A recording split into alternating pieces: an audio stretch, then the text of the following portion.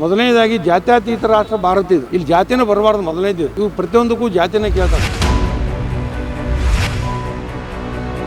ಮರಾಠ ಮತ ಬ್ಯಾಂಕ್ಗಳ ಸಲುವಾಗಿ MES ಅವ್ರನ್ನ ಓಲೈಸುವಂತ ಕೆಲಸ ಮಾಡ್ತಿದ್ದಾರೆ. ರಾಜ್ಯದ ಜನರು ರಾಜ್ಯದ ಅಭಿವೃದ್ಧಿಗೆ ತೆರಿಗೆ ಕಟ್ತಾರೆ, ಹೊರತಾಗಿ ಗ್ಯಾರಂಟಿ ಯೋಜನೆಗಳು ಕಟ್ಟಿಲ್ಲ. ಅವರು ದೇಶದ ಆರ್ಥಿಕತೆ ಮೇಲೆ ಪರಿಣಾಮ ಬಿದ್ದ ಈ ದೇಶ ಹಾಳಾಗ್ತದೆ. ವಿನ ಇದು ಯೋಗ್ಯ ಅಲ್ಲ ಅಂತ ಹೇಳಿ ಬೈತಾ ಇದ್ದೀನಿ. ರಾಜ್ಯದಲ್ಲಿ ಜನಗಣತಿಯ ವರದಿಯ ಬಗ್ಗೆ ತುಂಬ ಚರ್ಚೆ ಆಗ್ತಿದೆ ಈಗ ಪ್ರೆಸೆಂಟು. ನೀವು ಏನು ಹೇಳ್ತೀರಾ ಜಾತಿ ಗಣತಿಯ ವರದಿ ಸಲ್ಲಿಕೆ ಬಗ್ಗೆ? ನಿಮ್ಮ ಅಭಿಪ್ರಾಯ ಏನು ಅಂತ? ಇದನ್ನು ಅಂಕಿ ಸಂಖ್ಯೆಗಳನ್ನ ನೋಡಿದ್ರೆ ಬಹುತೇಕ ಈ ರಾಜ್ಯದಲ್ಲಿ ಏನು ಹೇಳ್ತಾರೆ, ಇವ್ರು ಯಾರಿಗೂ ಇದ್ರ ಬಗ್ಗೆ ನಿಜ ಇದು ಗೊತ್ತಿಲ್ಲ, ನಮಗೂ ಇದೇನು ಗೊತ್ತಿಲ್ಲ. ಇದು ಏನಾಗಿದೆ ಅಂದರೆ ಜಾತಿ ಗಣತಿ ವರದಿ ಮಾಡಿದ್ದಾರೆ ಅವರು. ಆದರೆ ನನಗೂ ಅನ್ನಿಸ್ತಾ ಇದೆ ಇದು ಅವರು ಸರ್ವೆ ಮಾಡುವಂಥ ಕಾರ್ಯವನ್ನು ಸರಿಯಾಗಿ ಮಾಡಿಲ್ಲ ಅಂತೇಳಿ ಅನ್ನಿಸ್ತಾ ಇದೆ. ಅದಲ್ಲದೆ ಇದೇನಾಗಿದೆ, ಯಾಕಪ್ಪ ಇದು ಈ ರೀತಿ ವ್ಯತ್ಯಾಸ ಆಗಿದೆ ಅಂದರೆ, ಮೊದಲು ಏನಾಗ್ತಿತ್ತು ಲಿಂಗಾಯತ ಅಂತೇಳಿ ಅಷ್ಟೇ ಬರೆಸ್ತರು. ಈಗ ಅದರಲ್ಲಿ ಒಂದು 20 ಪಂಗಡ ಆಗಿಬಿಟ್ಟು ಅವ್ರು ತಮ್ಮ ಪಂಗಡಗಳನ್ನು ಭರಿಸಿದಾರು. ಹೀಗಾಗಿ ಲಿಂಗಾಯತರ ಜನಸಂಖ್ಯೆ ಕಡಿಮೆ ಆಗಿದೆ, ಒಕ್ಕಲಿಗರದು ಕಡಿಮೆ ಆಗಿದೆ. ಉಪಜಾತಿಗಳು ಬಂದ ನಂತರ ಆ ಮುಖ್ಯ ಜಾತಿಯ ಒಂದು ಜನಸಂಖ್ಯೆ ಕಡಿಮೆ ಆಗಿದೆ. ಅದಕ್ಕೆ ನಂದೇನಪ್ಪ ವಿನಂತಿ, ಈ ಜಾತಿಯ ಜನಗಣತಿ ಬಗ್ಗೆ ಯಾರಿಗೂ ಸಮಾಧಾನವಿಲ್ಲ. ಇದು ಇನ್ನೊಮ್ಮೆ ಪರಿಶೀಲನೆ ಆಗಬೇಕು ಅಂತ ನಾನು ಹೇಳಿ ಬೈತಾ ಇದ್ದೀನಿ. ಮೊದಲನೇದಾಗಿ ಜಾತ್ಯತೀತ ರಾಷ್ಟ್ರ ಭಾರತ ಇದು. ಇಲ್ಲಿ ಜಾತಿನೇ ಬರಬಾರ್ದು. ಮೊದಲನೇದು ಇವು ಪ್ರತಿಯೊಂದಕ್ಕೂ ಜಾತಿನೇ ಕೇಳ್ತಾರೆ. ಜಾತ್ಯತೀತ ರಾಷ್ಟ್ರ ಅನ್ನೋದ್ರ ಅರ್ಥವನ್ನು ಸಮಾಜ ಕಲ್ಯಾಣ ಸಚಿವರು ಹೇಳಬೇಕು. ಇಲ್ಲೇನು ಜಾತ್ಯತೀತ ಅಂದ್ರೆ ಏನಪ್ಪ ಇದು? ಅದಕ್ಕೆ ನಂದೇನೋ ಒಂದು ವಿನಂತಿ ಇದೆ, ಇದ್ರ ಬಗ್ಗೆ ಆಯಾ ಜಿಲ್ಲಾ ಮಟ್ಟದಲ್ಲಿ ಈ ಎಲ್ಲ ಜಾತಿಯ ಪ್ರಮುಖರನ್ನು ಕರೆದುಕೊಂಡು ಇದ್ರ ಬಗ್ಗೆ ಚರ್ಚೆ ಮಾಡಬೇಕು ಗಂಭೀರವಾಗಿ. ಏನೋ ಇಲ್ಲಿ ಬೆಂಗಳೂರಾಗ ಕೂತು ಯಾರ್ದೋ ಮೀಟಿಂಗ್ ಕರೆದ 4 ಜನರು ಕೇಳಿ ಮಾಡುವಂಥದ್ದಲ್ಲ. ಆಯಾ ಜಿಲ್ಲೆಗಳಿಗೆ ಒಂದು ಸಮಿತಿ ಮಾಡಿ ಕಳಿಸ್ಬೇಕು. ಆ ಸಮಿತಿ ಆಯಾ ಸಮಾಜಗಳ ಪ್ರಮುಖರನ್ನು ಕರ್ಕೊಂಡು ಅವ್ರ ಕಡೆಯಿಂದ ಲಿಸ್ಟ್ ತೊಗೋಬೇಕು. ನಿಮ್ಮ ಸಮಾಜದವ್ರು ಎಷ್ಟೆಷ್ಟು ಇದಿರುತ್ತೇಳಿ ಆ ಪ್ರಕಾರ ಮಾಡಿದಾಗ ಕರೆಕ್ಟ್ ಆಗೈತಿ. ಇದರ ಅಧಿಕಾರಿಗಳು ಎಲ್ಲೋ ಒಂದು ಮೂಲೆಯಲ್ಲಿ ಕೂತು ಮಾಡಿದಂಥ ಜಾತಿ ಗಣತಿ ಅಂತ ನಮ್ಗೆ ಅನಿಸ್ತಾ ಇದೆ. ಅಂದರೆ ಇದು ಜಾತಿ ಗಣತಿ ಮಾಡಿರುವಂಥ ಅಂಕಿಅಂಶ ಸರಿ ಇಲ್ಲ ಅಂತ ಹೇಳ್ತಿದ್ದೀರಾ ನೀವು ಅಂತ? ಈ ಜಾತಿ ಗಣತಿ ಏನು ಅಂಕಿಅಂಶಗಳನ್ನ ಬಿಡುಗಡೆ ಮಾಡಿದಾರೋ ಇದು ಸರಿ ಇಲ್ಲ ಅಂತೇಳಿ ನಾವೆಲ್ಲ ಇಡೀ ರಾಜ್ಯದ ಜನರನ್ನೇ ಹೇಳ್ತಾ ಇದೆ.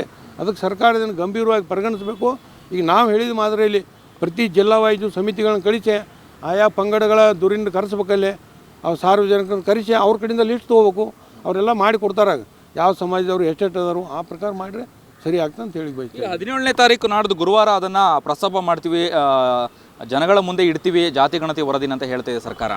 ಇಲ್ಲಿ ಏನಾಗ್ತದೆ, ಸರ್ಕಾರ ಈಗ ಹೇಳಿದ ಅಷ್ಟೇ, ಇದರಲ್ಲೇ ಆಡಳಿತ ಪಕ್ಷ ವಿರೋಧಿ ಪಕ್ಷ ಮತ್ತು ಇದು ಗಲಾಟೆ ಆಗ್ತೈತೆ. ಹೊರತಾಗಿ 17ನೇ ತಾರೀಕಿನ ಸಭೆಯಲ್ಲಿ ಯಾವುದೇ ನಿರ್ಧಾರ ಆಗೋದಿಲ್ಲ ಅಂತ ಹೇಳಿ ಬೈತಾ ಇದೆ. ಸಿದ್ದರಾಮಯ್ಯ ಸಾಹೇಬರು ಕಾಂಗ್ರೆಸ್ದವ್ರು ಸರಿ ಐತೆ ಅಂತ ಹೇಳ್ತಾರೋ, BJP ಅವರು ಸುಳ್ಳು ಅಂತ ಹೇಳ್ತಾರೋ. ಅದಕ್ಕೆ ಹಿಂಗಾಗಿ ಬಹುತೇಕ ಇದೇನು ಸರಿ ಆಗೋದಿಲ್ಲ. 17ನೇ ತಾರೀಕು ಇದು ಅಂತಿಮ ಇದು ಸಿಗೋದಿಲ್ಲ. ಇದು ಪುನಃ ಒಂದು ಸಮೀಕ್ಷೆ ಆದ್ರೆ ಇದಕ್ಕೆ ಒಂದು ಯೋಗ್ಯ ಪರಿಹಾರ ಸಿಗ್ತದೆ ಅಂತ ಹೇಳಿ ಬಯಸ್ತಾ ಇದ್ದೀವಿ. ಓಕೆ, ಇನ್ನು ಗಡಿ ಭಾಗದಲ್ಲಿದ್ದೀರಿ ನೀವು, ಬೆಳಗಾವಿಯವರು. ಗಡಿ ಭಾಗದಲ್ಲಿ ಸರ್ಕಾರ ಎಲ್ಲ ಒಂದು ಕಡೆ ನಿರ್ಲಕ್ಷ್ಯ ಮಾಡ್ತಾ, ಗಡಿ ಭಾಗದ ಸಚಿವರನ್ನು ನೇಮಕ ಮಾಡಲಿಕ್ಕೆ ಎಲ್ಲ ಒಂದು ಕಡೆ ಹಿಂದೇಟು ಹಾಕ್ತಾ, ಅದರಿಂದಾಗಿ ಒಂದಷ್ಟು ಸಮಸ್ಯೆಗಳು ಉಲ್ಬಣ ಆಗ್ತಿದೆ. ಏನು ಹೇಳ್ತೀರಾ ನೀವು? ಗಡಿ ಭಾಗದಲ್ಲಿ ಹೇಗಿದೆ ಈಗ ಪರಿಸ್ಥಿತಿ? ಈಗಾಗಲೇ ಏನೋ MES ಪುಂಡರ ಅಟ್ಟಹಾಸ ಒಂದು ಕಡೆ, ಇನ್ನೊಂದು ಕಡೆ ಅಭಿವೃದ್ಧಿ.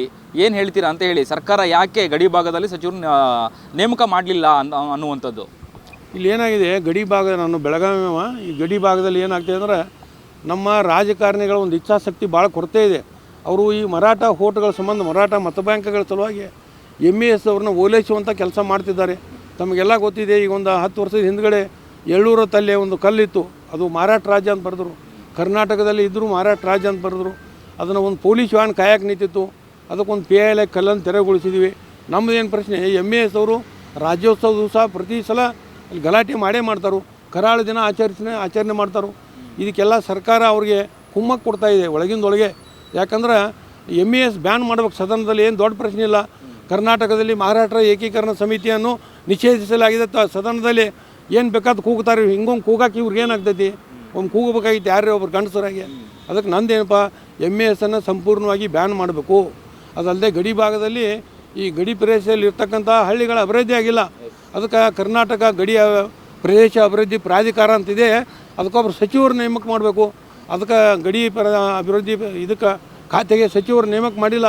ಬರೀ ಒಂದು ಸೆಕ್ರೆಟರಿಯೇಟ್ ಆಫೀಸ್ ಇದೆ, ಅವರು ಸರಿಯಾಗಿ ಕೆಲಸ ಮಾಡ್ತಾಯಿಲ್ಲ. ಅಲ್ಲಿಯೂ ಹಲವಾರು ಎಲ್ಲ ಅವಾಂತರಗಳಾಗಿದ್ದಾವೆ. ಆದ್ದರಿಂದ ನಮ್ಮದು ಏನಪ್ಪ ಅಂದ್ರೆ, ಈ ಗಡಿ ಭಾಗದಲ್ಲಿ ಕರ್ನಾಟಕ ಅಭಿವೃದ್ಧಿ ಆಗಬೇಕಾದ್ರೆ ಗಡಿ ಭಾಗದಲ್ಲಿ ಶಾಲೆಗಳಿರ್ಬೋದು, ರಸ್ತೆಗಳಿರ್ಬೋದು, ಮೂಲಭೂತ ಸೌಲಭ್ಯಗಳು, ಇದ್ರ ಸಲುವಾಗಿ ಪ್ರತ್ಯೇಕ ಒಬ್ಬ ಸಚಿವರ ನೇಮಕಾತಿ ಆಗಬೇಕು. ಕರ್ನಾಟಕದಲ್ಲಿ MESನ್ನು ಸಂಪೂರ್ಣವಾಗಿ ಬ್ಯಾನ್ ಮಾಡ್ಬೇಕಂತೇಳಿ ನಾನು ರಾಜ್ಯದ ಜನರ ಪರವಾಗಿ ಸರ್ಕಾರಕ್ಕೆ ಮನವಿ ಮಾಡ್ತಾಯಿದ್ದೀನಿ. ಓಕೆ, ಇನ್ನು ಬೆಲೆ ಏರಿಕೆ ವಿಚಾರಕ್ಕೆ ಬಂದ ಹಾಗೆ ಒಂದಷ್ಟು ಏನೋ ಸರ್ಕಾರ ಕೇಂದ್ರ ಸರ್ಕಾರ ಆಗಿರ್ಬೋದು, ರಾಜ್ಯ ಸರ್ಕಾರ ಆಗಿರ್ಬೋದು ಬೆಲೆ ಏರಿಕೆ ಬಿಸಿಯನ್ನು ತಡಿಸ್ತಾ ಇದೆ. ಏನು ಹೇಳಲಿಕ್ಕೆ ಬಯಸ್ತೀರಾ ನೀವು ಅಂತ? ಈ ಬೆಲೆ ಏರಿಕೆ ಬಗ್ಗೆ ಏನು ಹೇಳ್ಬೇಕಂದ್ರೆ ಇದಕ್ಕೆ ನಮ್ಮ ರಾಜಕಾರಣಿಗಳ ಕಾರಣ. ಯಾಕೆಂದರೆ ಚುನಾವಣೆಯಲ್ಲಿ ಅವರು ಜನರಿಗೆ ಆಸೆ ಆಮಿಷಗಳನ್ನು ಕೊಟ್ಟ ಸರ್ಕಾರದಿಂದ ಒಂದು ಆಸೆ ಕೊಟ್ಟಂಗೆ ಎಲ್ಲ ಗ್ಯಾರಂಟಿ ಯೋಜನೆಗಳು ಕೊಟ್ಟಿದ್ದಾರಲ್ಲ, ಯಾರೂ ಇವ್ರಿಗೆ ಕೊಡೋದು ತಿಳಿಲ್ಲ. ಬಸ್ ಫ್ರೀ ಕೊಡೋದು ತಿಳಿಲ್ಲ. ಈಗ ಬಸ್ಸಿಗೆ 2,000 ಕೋಟಿ ರೂಪಾಯಿ ಸರ್ಕಾರ ಕಟ್ಟಬೇಕಾಗಿದೆ. ಮುಂದೆ 2,500 ಕೋಟಿ ಹೆಸ್ಕಾಮ ಕಟ್ಟಬೇಕಾಗಿದೆ. ಸರ್ಕಾರ ದುಡ್ಡು ಕಟ್ಟಬೇಕು ಅವಕ್ಕೆಲ್ಲ. ಈ ಬಸ್ ಏನು ಟೈರ್ ಏನು ಅವ್ರ ಮನೆಯಿಂದ ತರ್ತಾರ? ಅದಕ್ಕೆ ನಂದೇನಪ್ಪ, ಯಾವುದೇ ಒಂದು ಯೋಜನೆಗಳು ತಂದರೆ ಆ ಯೋಜನೆಯಿಂದ ಸರ್ಕಾರಕ್ಕೆ ಆದಾಯ ಬರುವಂಥ ಯೋಜನೆಗಳು ತರಬೇಕು.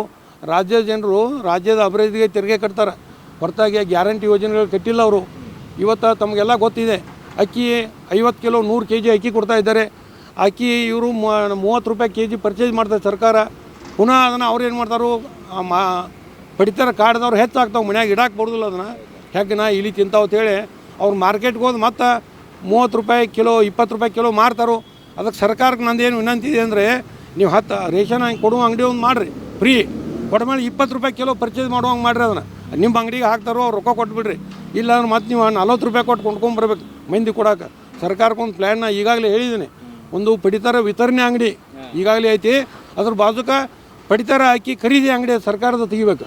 ಅವಾಗ ಏನು ಮಾಡ್ತಾನೆ, 20 ರೂಪಾಯಿ ಕಿಲೋ ಅಕ್ಕಿ ಮಾರ್ತಾನೆ. ಈಗ ಸರ್ಕಾರ 30 ರೂಪಾಯಿ ಕೊಟ್ಟು ಪರ್ಚೇಸ್ ಮಾಡ್ಬೇಕು, ಅವಾಗ 10 ರೂಪಾಯಿ ಜಾಸ್ತಿ ಸಿಗ್ತೈತಿ. ಸರ್ಕಾರ ಬೇರೆ ಕಡೆಯಿಂದ 40 ರೂಪಾಯಿ ಕಿಲೋ ಖರೀದಿ ಮಾಡ್ತೈತಿ ಹಂಚಾಕೆ. ಸರ್ಕಾರಕ್ಕೂ 10 ರೂಪಾಯಿ ಉಳಿತೈತಿ. 30 ಕಿಲೋ ತೊಗೊಳ್ದ ಮತ್ತು ಅದನ್ನು ಕೊಡೋದ. ಅದಕ್ಕೆ ಇದೇನಪ್ಪ, ಈ ಜನಪರ ಯೋಜನೆಗಳಿಂದ ದೇಶದ ಆರ್ಥಿಕತೆ ಮೇಲೆ ಪರಿಣಾಮ ಬಿದ್ದ ಈ ದೇಶ ಹಾಳಾಗ್ತೈತಿ. ವಿನ ಇದು ಯೋಗ್ಯ ಅಲ್ಲ ಅಂತ ಹೇಳಿ ಬೈತಾ ಇದ್ದೀನಿ. ಒಂದೇನಪ್ಪ, ಬಡವರ ಬಗ್ಗೆ ಕಾಳಜಿ. ಈಗ ಮೊನ್ನೆ ಅವರ ವೇತನ ಭತ್ಯೆಗಳನ್ನ ಹೆಚ್ಚು ಮಾಡ್ಕೊಂಡು ಸಚಿವರು ಇವತ್ತು ಪಿಂಚಣಿಗಳದಾವ, ಸಾಮಾಜಿಕ ಭದ್ರತೆ 1000 ರೂಪಾಯಿ 500 ರೂಪಾಯಿ ಅದಾವೆ. ಅವನು 5,000 ರೂಪಾಯಿ ಮಾಡ್ಬೇಕಾಗಿತ್ತು. ಇವ್ರ ಯಾಕೆ ಮಾಡಲಿಲ್ಲ? ತಮ್ಗಟ್ಟೆ ಹೆಚ್ಚು ಮಾಡ್ಕೊಂಡ್ರು. ಇದೇನಾಗಿದೆ, ಸ್ವ ಅಭಿವೃದ್ಧಿ ಸಂಬಂಧ ಇಂಥ ಯೋಜನೆಗಳನ್ನ ಇವರ ಸಚಿವರು ತರ್ತಾರೆ, ಹೊರತಾಗಿ ರಾಜ್ಯದ ಅಭಿವೃದ್ಧಿ ಇಲ್ಲ. ಒಟ್ಟು ಏನಪ್ಪ, ನಾನು ಕಾನೂನಾತ್ಮಕ ಹೋರಾಟ ಮಾಡಿದವ. ಎಲ್ಲ ದಾಖಲೆಗಳನ್ನ ಕಲೆ ಹಾಕಿ ಈ ರೀತಿಯ ಆಶೆ ಆಮಿಷಗಳನ್ನ ಒಡ್ಡುವುದು ಚುನಾವಣೆಯಲ್ಲಿ ಸರಿಯಲ್ಲ ಅಂತೇಳಿ ನಾನೊಂದು PL ಹಾಕ್ಲಿಕ್ಕೆ ಕೂಡ ಬಯಸ್ತಾ ಇದ್ದೀನಿ. ಒಟ್ಟಿನ ಮುಂದಿನ ದಿನಗಳಲ್ಲಿ ಈ ಸರ್ಕಾರದ ವಿರುದ್ಧ ಕಾನೂನಾತ್ಮಕ ಹೋರಾಟವನ್ನು ಮಾಡ್ತಾನೆ ಅಂತೇಳಿ ತಮಗೆ ಹೇಳಿಕ್ಕೆ ಬಯಸ್ತೇನೆ. ಓಕೆ, ಇನ್ನು ಬೆಳಗಾವಿ ಗಡಿ ಭಾಗದಲ್ಲಿ ಉತ್ತರ ಕರ್ನಾಟಕದಲ್ಲಿ ಏನೆಲ್ಲ ಅಭಿವೃದ್ಧಿ ಕೆಲಸಗಳು ಬಾಕಿ ಉಳಿದಿದ್ದಾವೆ ನಿಮಗೆ ಗೊತ್ತಿರೋ ಹಾಗೆ? ಈಗಾಗಲೇ ಏನು ಸರ್ಕಾರ ಬಂದು 2-2.5 ವರ್ಷ ಆಗ್ತಾ ಇದೆ, ಬರೀ ಬೆಲೆ ಏರಿಕೆ ಮಾಡ್ಕೊಂಡು ಕೂತಿದೆ, ಅಭಿವೃದ್ಧಿ ಆಗ್ತಾ ಇಲ್ಲ ಅಂತ ಹೇಳಿ ವಿರೋಧ ಪಕ್ಷದವರು ಆರೋಪ ಮಾಡ್ತಿದ್ದಾರೆ. ಏನೆಲ್ಲ ಅಭಿವೃದ್ಧಿಗಳು ಇನ್ನೂ ಪೆಂಡಿಂಗ್ ಇದೆ, ಬಾಕಿ ಇದೆ ಅಂತ ಹೇಳಿ ಗಡಿ ಭಾಗದಲ್ಲಿ, ಉತ್ತರ ಕರ್ನಾಟಕ ಭಾಗದಲ್ಲಿ? ಈಗ ಏನಾಗಿದೆ, ಎರಡೂ ಪಕ್ಷದವರು, ಆಡಳಿತ ಪಕ್ಷ ಆಗಿರ್ಬೋದು ವಿರೋಧ ಪಕ್ಷ, ಇವರು ಎರಡರ ಮ್ಯಾಗೆ ನಮ್ಮದು ಆರೋಪ ಇದೆ. ನಾನು ಉತ್ತರ ಕರ್ನಾಟಕ ಹೋರಾಟ ಸಮಿತಿ ಅಧ್ಯಕ್ಷದನ್ನು 16 ಜಿಲ್ಲೆಗಳಲ್ಲಿ ನಮ್ಮದೆಲ್ಲ ಇದಿದೆ, ಕಮಿಟಿ ಇದೆ. ಇಲ್ಲಿ ಏನಾಗಿದೆ, ಬೆಳಗಾವಿಯಲ್ಲಿ ಸುವರ್ಣಸೌಧ ಕಟ್ಟಿದ್ದಾರೆ 500 ಕೋಟಿ ರೂಪಾಯಿ ಖರ್ಚು ಮಾಡಿ. ಅಲ್ಲಿ ನಮ್ಮದೇನು ಬೇಡಿಕೆ ಇದೆ, ಉತ್ತರ ಕರ್ನಾಟಕ ಹೋರಾಟ ಸಮಿತಿಯಿಂದ ನಾವೊಂದು ಮನವಿ ಕೊಟ್ಟಿದ್ದೀವಿ. ಯಡಿಯೂರಪ್ಪನವ್ರು ಇದ್ದಾಗ ಕಚೇರಿಗಳನ್ನ ಇಲ್ಲಿ ಸ್ಥಳಾಂತರ ಮಾಡಿರಿ, ಜನ ಬೆಂಗಳೂರಿಗೆ ಬರೋದು ತಪ್ತತಿ. ತಿಂಗಳಲ್ಲಿ 2 ದಿವಸ ಇಲ್ಲಿ ಎಲ್ಲ ಸಚಿವರ ಬಂದಿರ್ರಿ, 1000 ಕಿಲೋಮೀಟ್ರ್ ಬೆಂಗಳೂರು ಹೋಗಿ ತಪ್ತದೆ ಅಂತಂದ್ರೆ ಯಡಿಯೂರಪ್ಪನವ್ರು ಏನು ಹೇಳ್ರಾಗ, ನಮ್ಮ ಸರ್ಕಾರ ಬರಲಿ ಮಾಡ್ತು ಅಂತ ಹೇಳ್ರಿ. ನಂತರ ಯಡಿಯೂರಪ್ಪನವರು ಸರ್ಕಾರ ಬಂತು, ನಂತರ ಕಾಂಗ್ರೆಸ್ ಅವ್ರು ಬಂದು ಯಾರೂ ಅದನ್ನು ಮಾಡ್ತಾಯಿಲ್ಲ. ನಮ್ಮ ಬೇಡಿಕೆ ಏನಿದೆ, 500 ಕೋಟಿ ಖರ್ಚು ಮಾಡಿ ಸುವರ್ಣಸೌಧ ಕಟ್ಟಿದ್ದೀರಿ. ಗುಲ್ಬರ್ಗದಿಂದ ಬರ್ಬೇಕಾದ್ರೆ ಜನರಿಗೆ ಎಷ್ಟು ತ್ರಾಸ ಆಗೈತಿ. ತಿಂಗಳಲ್ಲಿ ಮಂತ್ರಿಗಳು 2 ದಿವಸ ಅಲ್ಲಿ ಕುಂಡ್ರಲಿ, ಅಲ್ಲಿ ಮನವಿ ಸ್ವೀಕಾರ ಮಾಡಲಿ. ಈಗೇನು ಇಮೇಲ ಎಲ್ಲ ಅದು ಅದ್ರ ಪ್ರಕಾರ ಅವ್ರ ಎಲ್ಲ ಕಳ್ಸಕ್ಕೆ ಬರ್ತೈತಿ, ಆನ್ಲೈನ್ ಮ್ಯಾಗ ಮನವಿ ಕಳ್ಸಕ್ಕೆ ಬರ್ತೈತಿ. ಇಲ್ಲಿ ನಾವು ಬೆಂಗಳೂರಿಗೆ ಬಂದು 1,000 ರೂಪಾಯಿ ಕೊಟ್ಟು ರೂಮ್ ಮಾಡ್ಕೊಂಡು ಹೋಗ್ಬೇಕಂದ್ರೆ 10,000 ರೂಪಾಯಿ ಖರ್ಚು ಬರ್ತೈತಿ. ಇಲ್ಲಿ ಈ ಸಚಿವರಿಗೆ ತಿಳಿದಾಗಿದ್ದಿದೆ. ಅದಕ್ಕೆ ಈ ಉತ್ತರ ಕರ್ನಾಟಕವನ್ನು ನಿರ್ಲಕ್ಷ್ಯ ಮಾಡ್ತಾ ಇದ್ದಾರೆ. ಅದಕ್ಕೆ ನಮ್ಮದೇನು, ಬೆಳಗಾವಿನೇ 2ನೇ ರಾಜಧಾನಿ ಅಂತ ಘೋಷಣೆ ಮಾಡಬೇಕು ಮತ್ತು ಸಚಿವ ಸಂಪುಟ ಸಭೆಗಳನ್ನ ಅಲ್ಲೇ ನಡೆಸಬೇಕು. ತಿಂಗಳಲ್ಲಿ 2 ದಿವಸ ಎಲ್ಲ ಸಚಿವರು ಇಲ್ಲಿ ಬಂದ್ರಂದ್ರೆ ಉತ್ತರ ಕರ್ನಾಟಕ ಭಾಗದ ಜನ ದೂರಿನ ಬೆಂಗಳೂರಿಗೆ ಬರೋದು ತಪ್ಪು ಅಂತೇಳಿ ಸರ್ಕಾರಕ್ಕೆ ವಿನಂತಿ ಮಾಡ್ತಾ ಇದ್ದೀವಿ. Thank you sir. ಇದಿಷ್ಟು ಭೀಮಪ್ಪ ಗುಂಡಪ್ಪ ಗಡದವರ ಮಾತಾಗಿತ್ತು. ಕ್ಯಾಮ್ರಾ ಪರ್ಸನ್ ಉಲ್ಲಾಸ್ ಜೊತೆ ಅಭಿಜಿತ್ ಗಣೇಶ್, ಕರ್ನಾಟಕ ಟಿವಿ, ಬೆಂಗಳೂರು.